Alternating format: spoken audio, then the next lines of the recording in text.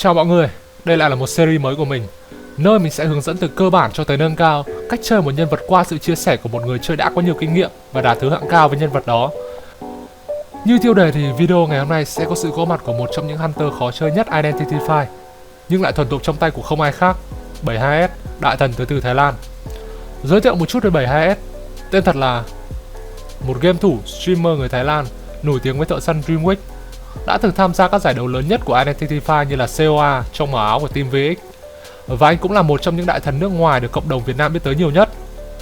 Tạm bỏ qua anh Bảy, video này dành cho cả người mới và người đã và đang có ý định chơi Dreamwick.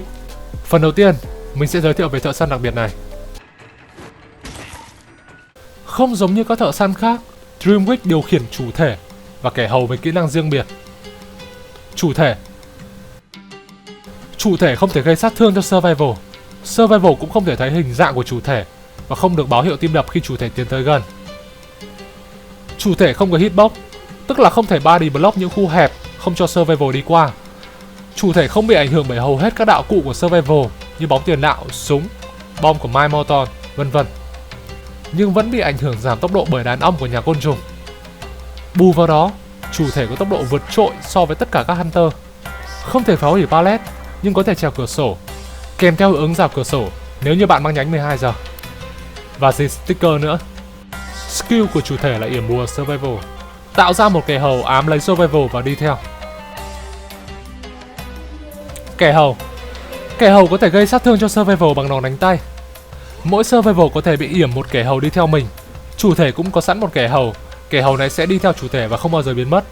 Vậy là tối đa có thể có 5 kẻ hầu tồn tại cùng lúc. Kẻ hầu chịu mọi hiệu ứng kể cả khi không bị điều khiển. Cả chủ thể và hầu có thể dùng phép bổ trợ với thời gian hồi chiếu tách biệt, tức là khi chủ thể tốc biến thì hầu cũng không bị đếm ngược thời gian hồi tốc biến. Kẻ hầu của kẻ sống sót bị yểm sẽ có màu đỏ để phân biệt. Cả kẻ sống sót và kẻ hầu đó sẽ có tầm nhìn vị trí của nhau. Nếu kẻ hầu gây sát thương lên chính Survival mình yểm vào, kẻ hầu đó sẽ biến mất ngay lập tức. Nếu phải nhận sát thương từ một trong hai kẻ hầu, hãy để kẻ hầu bị yểm, tức là con màu đỏ đánh bạn, vì thời gian hồi chiêu để thợ săn có thể yểm lần sau là rất lớn. Kẻ hầu sẽ tự động đi theo kẻ sống sót, phá ván và trèo cửa sổ nếu kẻ sống sót nằm ngoài vùng kiểm soát, và chỉ dừng lại khi đứng cạnh kẻ sống sót. Nếu bạn chuyển sang chủ thể hoặc kẻ hầu khác trong khi đang di chuyển, kẻ hầu sẽ tiếp tục di chuyển theo hướng đó cho đến khi nào đụng phải địa hình rồi dừng lại, hoặc ra khỏi tầm kiểm soát và quay trở lại phía Survival bị yểm. Tại vị trí Hydra triệu hồi kẻ hầu cũng sẽ xuất hiện dấu ấn. Kẻ sống sót nhặt được dấu ấn sẽ có thể giải trừ kẻ hầu cho đồng đội hoặc cho chính mình. Tự giải hầu sẽ tốn thời gian hơn nhiều. Kẻ hầu được đánh số lần lượt theo Survival từ trái qua phải, dù bạn có yểm hầu lên ai trước.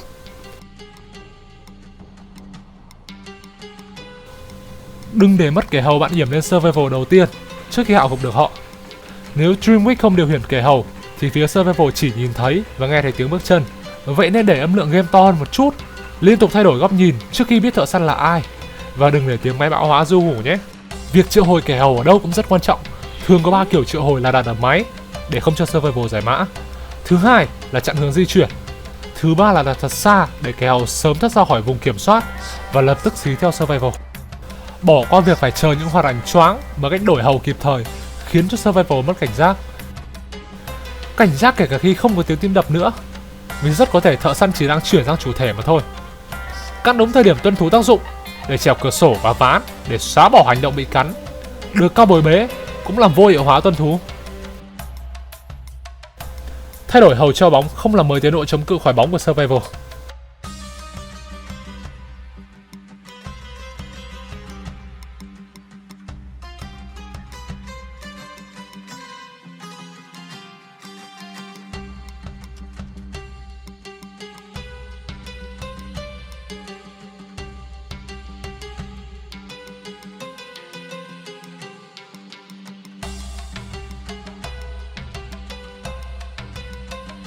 Đó là một số những tip và thông tin về Hunter rắc rối nhất Identify này. Để hiểu rõ hơn và giúp mọi người có cái nhìn trực quan thì mình sẽ dẫn các bạn tới phần mà mọi người đang mong chờ nhất, học chơi Dreamwick cùng 72S. Và hãy xem chúng ta học hỏi được điều gì từ anh chàng này nhé. Video được lấy ra từ stream của Mr. J Gamer 72S. Nó có về lựa chọn 3 lính thuê. Như hầu hết trong các trận đấu, lính thuê luôn là người được tin tưởng giao cho trọng trách giải cứu lần đầu tiên, một trong những cột mốc quan trọng nhất đối với bên Survival. Với lợi thế từ bao tay có thể rút ngắn khoảng cách cũng như việc né các skill của Hunter, và nội tại có thể chịu được 3 đòn đánh hay nhận một cú Terror Shock đến từ Hunter ngoại trừ Joseph mà vẫn có thể giải cứu thành công, thì việc ban đi lính thuê là điều dễ hiểu. Bản đồ được chọn là bệnh viện Thánh Tâm, nên các lựa chọn diễn viên tạp kỹ hay nữ chủ tế là hai nhân vật cực kỳ mạnh ở bản đồ này. Với việc mất đi lính thuê thì kẻ gác mộ Andrew là sự lựa chọn an toàn trong những lần giải cứu. Cao bồi là một sự lựa chọn vừa vào chút rescue, và Kaiter trong meta 2 rescuer hiện giờ.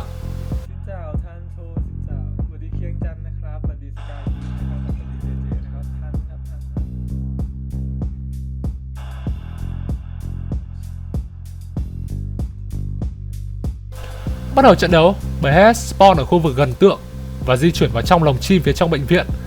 Như mọi người có thể thấy không có rào cửa sổ nên khả năng cao bảo hỗ trợ được sử dụng là 36. Đã thấy Andrew trước nhưng quyết định truy đuổi Acrobat, triệu hồi kẻ hầu ra để khép góc Acrobat và đẩy Acrobat về phía trong bệnh viện. Thay vì đập pallet xuống và chạy vào trong bệnh viện thì tạp kỹ quay lại định đập pallet kẻ hầu và mắc một sai lầm. Chủ thể đã đứng sẵn trong bệnh viện và thả ngay một em Chihuahua ngay dưới chân. Ở trong thế khó nhưng Acrobat vẫn xoay sở được, ném một quả bom nitro chặn kín lỗ vào lồng chim và sau đó trèo cửa sổ ra ngoài, kéo giãn khoảng cách kể cả khi bị cắn bởi tuân thú. Ở đây, để giải thích cho lý do diễn viên tạp kỹ ném một quả bóng đỏ, thì vì anh ta đang bị theo bởi một kẻ hầu được cast và chính mình, và tuân thú trên kẻ hầu này thì vẫn còn, và nó thì đang mù quáng đi theo, nên coi như khóa skin được của một trong hai kẻ hầu. Nhưng cũng không thêm được bao nhiêu thời gian vì quyết định đổi bãi cai sai lầm của mình.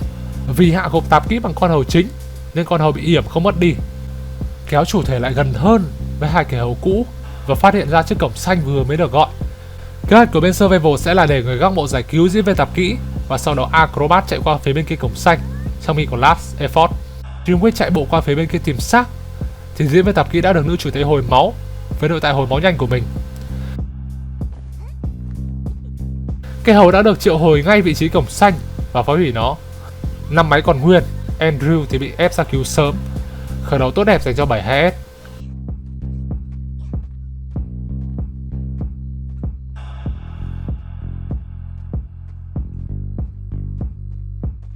Đây là một vị trí hoàn toàn có thể bị body block, nên đừng dại dột mà đi đường này nếu như đã mất pallet.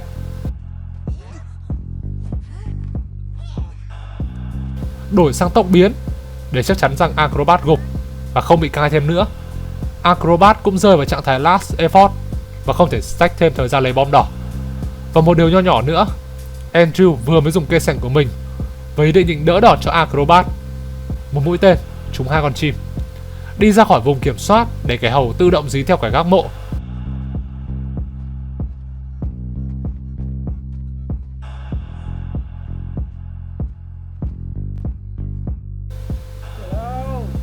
Một giây phút mất cảnh giác của anh Bảy suýt chút nữa khiến anh phải trả giá rồi.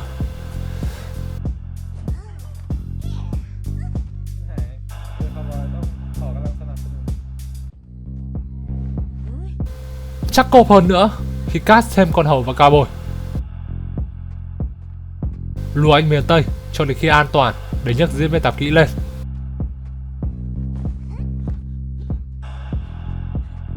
Acrobat lên ghế lần thứ hai. Hai máy ma hóa đã xong của cao bồi và nữ chủ tế. 2 trên 3 survival còn lại mất máu. Nữ chủ tế lúc này có lẽ đang hồi máu cho Andrew, vậy nên khả năng cao sẽ không có ai tới giải cứu diễn viên tạp kỹ. Đây là thời điểm mạnh nhất của Dreamwick, khi 2 trên 3 kẻ sống sót đã có kẻ hầu và phép bổ trợ được đổi sang là tốc biến nữa.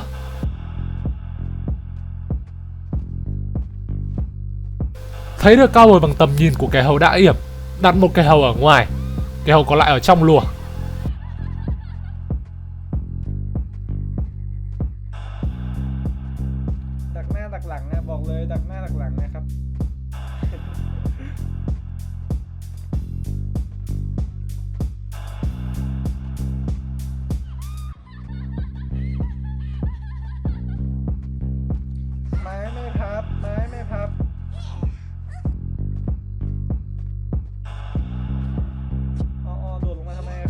Đây hoàn toàn không phải là may mắn nữa, cả một bầu trời IQ.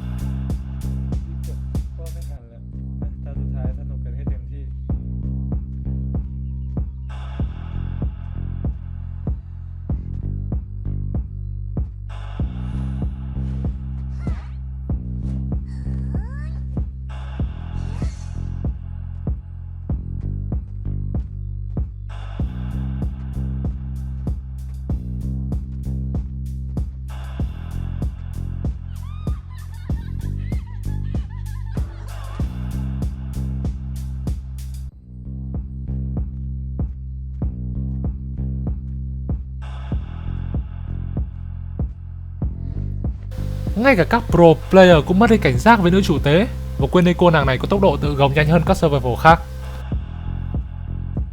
รู้อยู่แล้วแหละนะครับว่าเขาไม่ยอมแพ้กันหรอกพวกเนี้ย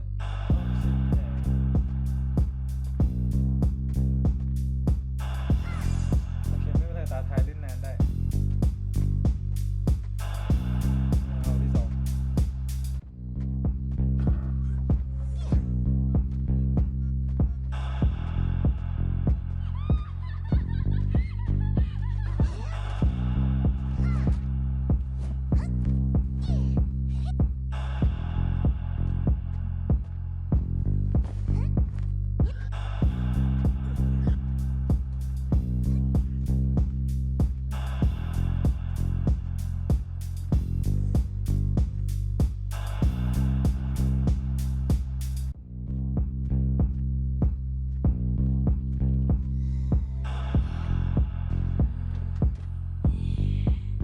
บิดนิ้วไม่ได้สั่นเลย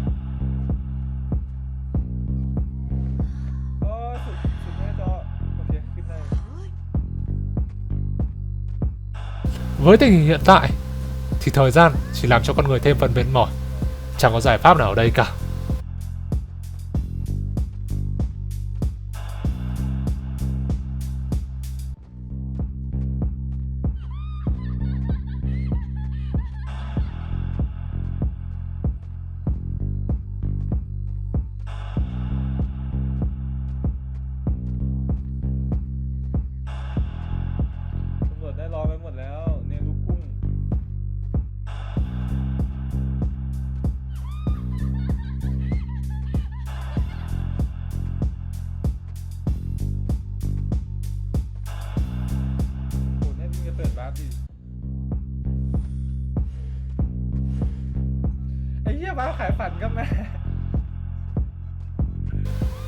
Giống như bao trận đấu danh khác thì 7HS đã có được chiến thắng đậm và thuyết phục.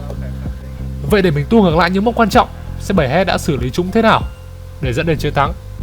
Đầu tiên, gác qua việc Acrobat đã có nước đi sai lầm khi quay lại. 7HS đã đặt chủ thể ở lối vào. Chắc chắn dù sớm hay muộn thì Acrobat cũng sẽ vào đây để cai. Thứ hai, trước khi chuyển sang chủ thể và thả chó, anh Bảy đã cho kẻ hầu di chuyển. Vì kẻ hầu sẽ tiếp tục di chuyển theo hướng đang di chuyển sau khi chuyển sang chủ thể hay hầu khác. Nhờ vậy mà sau khi thả chó và cắn thành công, hầu đã ở trong khu vực bệnh viện chứ không đang đứng ở ngoài như lúc mới chuyển. Thứ ba, cố gắng truy đuổi và hạ gục Acrobat bằng hầu chính để không bị mất hầu phụ đã cast. Ở đây có sự may mắn nhỏ vì chỉ cần diễn viên tạp kỹ chạy thêm một bước nữa thôi thì kẻ hầu này sẽ quay về vị trí của chủ thể. Nhờ vậy mà sau tình huống này đã cast thêm được một kẻ hầu thứ hai. Một lý do nữa 7HS chuyển sang chủ thể để tiến về phía sát Acrobat để cho con hầu của mình không bị mất kiểm soát. Ở đây có 3 con hầu, nhưng tránh việc dùng chính con hầu cast gây sát thương và biến mất thì 7HS sử dụng con hầu của chủ thể để chặn đầu và lấy hit. Con này sẽ không bao giờ biến mất. Nhớ lấy điều này, ưu tiên sử dụng con hầu chính.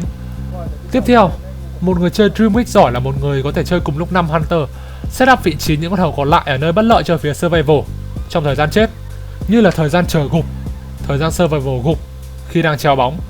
Tận dụng tối đa khả năng đa nhiệm của mình để biến Dream Week trở thành Leo nhưng khó chịu hơn gấp bội. Trong các trường hợp đối đầu với những người giải cứu có khả năng giải thoát đồng đội khi đang bị xách bóng, ưu tiên hơn việc thả bóng xuống hơn là việc cầm bóng và đánh như thằng say rượu. Như đã nói, ở đây hai cái sai và một cái đúng cho Hunter. Người thì nhấc bóng trong vô thức, người lại muốn lướt ván chân cạn. Cũng chẳng trách được vì đây là một vị trí nhạy cảm cho cả hai bên. Tiếp theo, nếu bạn đang điều khiển kẻ hầu bị cast và Andrew, ưu tiên dùng nó để đánh những người khác để không bị mất kẻ hầu này. Vị trí rất hiểm để đặt kẻ hầu, khó có thể nhìn thấy khi đang đứng bên trong lồng chim. Khi người giải cứu là nữ chủ tế, đứng xa ghế một chút để không bị hút vào trước cổng ngay sau khi chủ tế đặt cổng xuyên ghế. Và sau khi đặt cổng qua thì chủ tế sẽ không giải cứu được ngay, có một độ trễ nhỏ. Bình tĩnh theo dõi, dù bạn có đánh vào cổng thì họ cũng có thể kịp thời giải cứu. Như đã nói, bỏ qua hoạt đánh choáng bằng cách đổi nhân vật điều khiển. Đó là bài giới thiệu và hướng dẫn của mình về Thợ Săn Mộng Phù Thủy, và cùng với đó là một gameplay mẫu mực của người chơi 72S. Mong rằng sau video này mọi người sẽ dành thêm sự chú ý cho Hunter vẫn đang đứng vững vàng trên top tier S sau 3 mùa, và đừng quá sợ với việc học chơi nó nhé. Cảm ơn 72S, Mr. J Gamer vì sự hợp tác và mong sẽ còn được xem anh trình diễn nhiều hơn trong các giải đấu lớn của Identify. Ủng hộ mình cả ở kênh Facebook và YouTube nhé. Kênh YouTube sẽ up thêm một số video gameplay của mình và các content khác. Vẫn là ích với những nội dung được làm kỹ càng về tựa game Identify. Và mình có stream hàng đêm. Xin chào và hẹn gặp lại trong những video sau.